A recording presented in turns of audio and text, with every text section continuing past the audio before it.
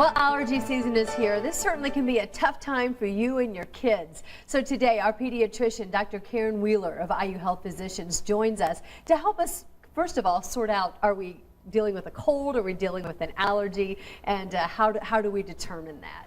Right. Well, one sure bet is if it starts with a fever, it's probably a virus, right? Because most allergies wouldn't do that. I think if you have itchy eyes and watery eyes, more likely allergy. And then watching for that waxing and waning of symptoms, depending on if you're inside or outside.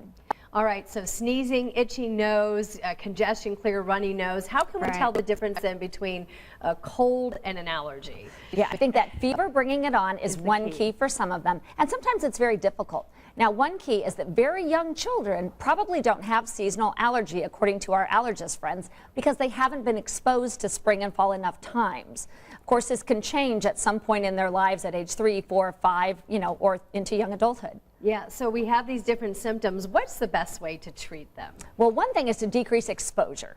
So that means shutting your windows at night, even though it feels fantastic outside and you want them open. Some people can't tolerate that.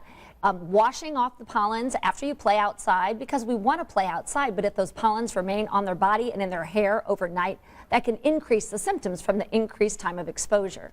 So there were so many different products for children that came out that, they're liquid, that are pills. I mean, do you have a go-to brand that you like to recommend or not? There's about 4 over-the-counter antihistamines that are fine for children down as young as age 2.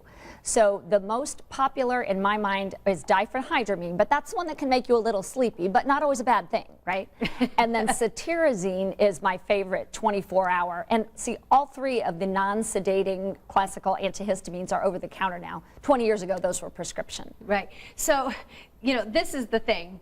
Can you all of a sudden have allergies? Like, I didn't have them last year. I'm in my 40s. I've never had allergies, and all of a sudden this season, wham. Yeah, I think your body definitely can change over time, or you could develop allergies to other things like, say, cats or corn or anything as time goes on. Yeah, are you seeing a lot of, in your practice now, are people coming in suffering with? And then muddled with the URIs or upper respiratory infections of last month, and when did it start, when did it stop, So it's a little frustrating. And when we talk about the temperature changing dramatically, does that have an impact on people who have allergies and their ability to breathe? Yeah, on your asthmatics, sometimes temperature changes will trigger, the wheezing and bronchospasm in those people. Okay, Dr. Karen Wheeler, thank you so much for joining us today with a little bit of tips. As I showed you earlier, I did bring this up to the set today because I left my Kleenex box out there.